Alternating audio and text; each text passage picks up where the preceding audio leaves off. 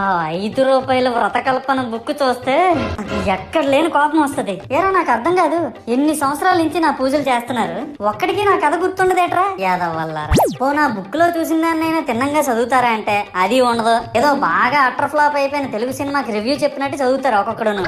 ఇంకా తర్వాత 9 రాత్రుల పాటు నాకు ఎన్ని సినిమాలు చూపించాలో అన్ని సినిమాలు చూపిస్తారా. ఇందులో ఫన్నీ పార్ట్ ఏంటంటే నేను ఎన్ని బ్యాచ్లను చూస్తాను తెలుసా. ప్రతి వీధి పందిరి దగ్గరికి తిరుగుతూ నా విగ్రహాలకు రివ్యూ ఇచ్చే బ్యాచ్ ఒకటి, ప్రసాదాల కోసం ప్రతి పందిరి దగ్గరికి తిరిగే బ్యాచ్ ఇంకొకటి, ఇంకా దరిద్రం ఏంటంటే నాకు కొట్టిన కొబ్బరికాయలు ఏమైనా మిగిలిపోయేమో వాటిని తీసుకెళ్లి పచ్చడి చేసుకుందాం అనే బ్యాచ్ ఒకటి. ఇవన్నీ చూస్తూ 9 రాత్రులు గడిపాక సరేలే సాయంత్రం అనిపిస్తారులే అని కాలు మీద కాలు వేసుకొని కూర్చుంటే అప్పుడు మొదలవుతాదిరా నా నిమజ్జనం వ్యాన్ ముందు 90 వేసి నాగిని డాన్స్ చేస్తారు.